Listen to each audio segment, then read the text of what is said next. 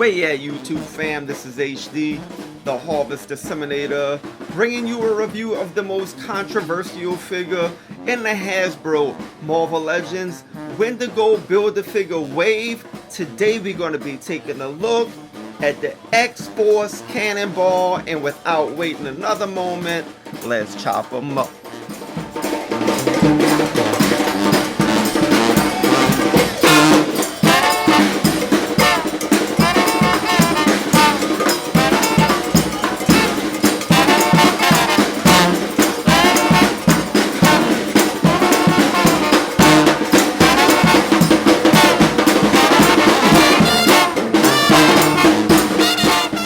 And ladies and gentlemen, here is Cannonball in the packaging. In the packaging itself, he's looking fire because in fact his legs are fire. The X-Force insignia right here is looking very striking. I love how it looks on the packaging. You do have an artistic depiction of Cannonball on the side, a fuller depiction of that art on the back, a description of who he is. You have the entire Wendigo wave with Wendigo built over here on the left. You have the same artwork here on the side. You have the X-Men insignia here on top. And of course, you have the barcode here in the bottom. Now, let's get this guy out of the box and see what all of the excitement is all about. Kaboom! This is Cannonball out of the packaging. He is very interesting. I'm not going to give you everything right now. Just look at him on a display. You could get a good view of the figure, his back. At the fire effect, I'm going to chop this guy up, probably break him down to pieces, but you know, yeah, interesting. But before I get into it, let us take a look at his accessories, all right? And here is a look at Cannonball's accessories. The screen is empty because he came with absolutely zero. What he did come with was the right leg of Wendigo. We will take a better look at this once we open up and examine all of the figures in the wave. Then we'll build this guy and take a closer look at him. Looking at the head sculpt, for what the head sculpt is, it's done really nice. He has a great facial expression here. His eyes are not wonky, they are straight. I mean, they capture the expression of him flying real well and being in the stealth mode and fighter mode. I like that they added the blue onto the goggles there and sculpted that on. That's really nice. The wash in his hair is done real well. It's like this blondish brown hair because he has that brownish wash in it. So that's real nice. The headpiece in itself is great. It's not painted on. It's like glued on. And so these straps kind of can be, you know, moved around a little bit if you wanted to. You know, there's some wrinkling in the headpiece. You know, you can see the circular thing there, which is real nice. So the head sculpt came out really good. Now, do I always want Cannonball to have this facial expression? No, I don't. So it would have been nice if he would have had two head sculpts, so he's not always in this angry type of look, you know, and we have that with a couple of figures. I was doing action figure photography with Mr. Sinister last night, and my daughter's like, Daddy, you know, we're going to have to turn him around if you're punching him like that, because he can't be happy and smiling if he's getting punched in the face. She said, maybe we could put another head on it, but we couldn't find another head off of my shelves to fit him and give him that right expression, because we don't have another Mr. Sinister head. So it'd be nice to get two heads. Just put that out there. What's nice about the way that the jacket sculpted here is that even though you have this collar that's popped, which is real stylish, I like that, you can still get his head to go up. So if you wanted to pose this guy kind of in a flying mode, you can definitely get his head up real nice. So that's definitely very thoughtful in the sculpting of the body. The jacket as a whole is sculpted real well. I like the patterns here in the collar, the diamond shape, that's nice.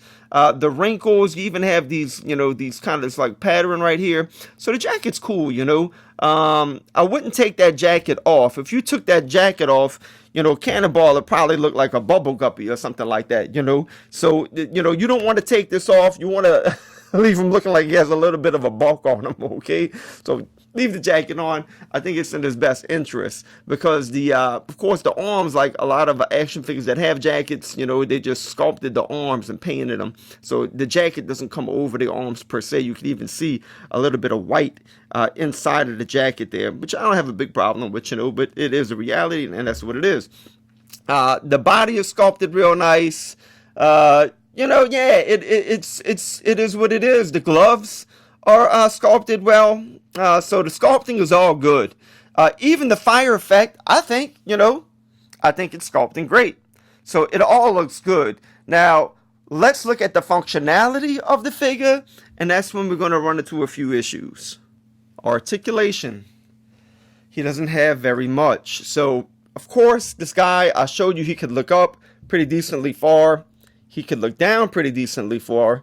Of course, you can get a head swivel on this guy real nice. You could, like, you know, pivot it a little bit side to side. It is on a ball joint. Ab crunch, you can get him to crunch down, move his jacket out the way pretty decently forward. You can get him to crunch back, you know, all right, not too bad. Now, his arms, you know, this is where we're going to run into one of our first major problems. It's like his arms are just floating there. This is far down as they can go. So he's always going to have his hands here to the side like that, all right? And it's just not a good look. I wish his hands could go all the way down. And you can only get his arms to go that high up. So that far down, that high up. 360, you can do it, but it has to be out to the side because he can't get his arms down. So that is, it's not good. What would have been nice is if this guy would have had butterfly joints. But no, really, I say that in all my videos, but with this guy especially, it would have been real nice to have given this guy some butterfly joints. It would have worked real well with this character, I think. So, you know, you do have the upper bicep swivel. You have double jointed elbows, which are nice. Can he touch his face? If you move his face to the side, perhaps you could touch it a little bit. So, you know, that's all right in terms of that type of articulation. So he does have a swivel in his wrist, not in this this leather piece right here. That could probably even come off. Let's see. Yeah, that comes right off. Okay, so, you know, it's up to you if you want to leave that on or not. I'm going to leave it on my figure because I think it looks a little bit more aesthetically pleasing to have it there. Put that hand back on. So you do have a hinge on the hands as well, and these are the only two hands that you get with the figure. Now, for the articulation of his lower body, you can swivel the fire effect around, peg it out, and that's it. So, you know, this guy came with absolutely zero accessories. What would have been nice would have been to have gotten the butterfly joints, gotten at least two other hands, gotten another head sculpt, got the legs, and had the lower body to where it pegs out still, just like that, and then add this fire effect, because as it is, this action figure is pretty incomplete in its current form. Now, would I have posed this guy on the shelf with this effect? Just for being on my shelf? Yeah. But say I was doing some photography and I wanted to capture these guys, you know, in the X-Mansion, sitting around talking, discussing, you know, a plan to bring down Magneto. I don't want this guy standing around with this fire effect, okay? So I do want the fire effect.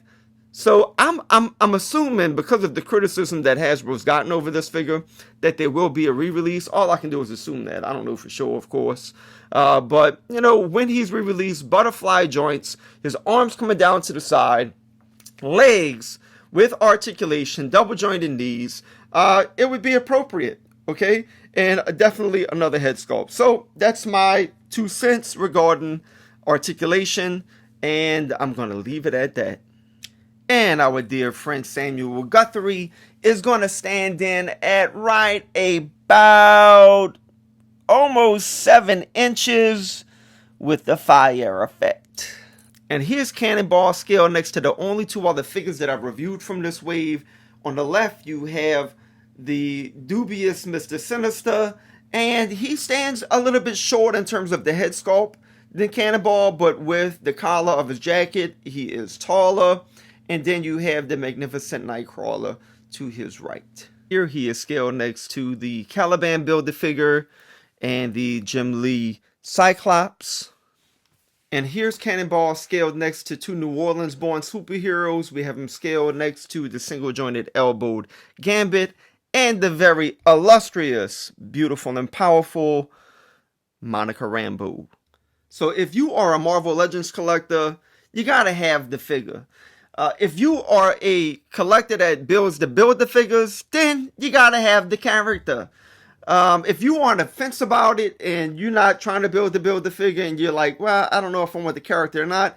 If you are a collector that puts your action figures on the shelf for display, he's worth having because he's very displayable, as you can see. If you are a collector that likes to get your action figures dirty and do some action posing outside and things of that nature, it might be worth it if you just want to capture him in some action poses. Now, if you wanted to do some photography with dioramas in your house and things like that nature, and you wanted maybe to be hanging out with some of the other members of the New Mutants or X Factor or X-Men, you know, he's just going to stand in the corner like this with this facial expression like he's mad and booming it and, you know, into space. So that's my only critique with it. You know, there's not a lot of articulation with the guy. I mean, even in the current form, you can't even really move his arms around very much. So that'd be my biggest critique. And that's all I really want to say about the figure. You know, I have him. I'm glad I have him in my collection.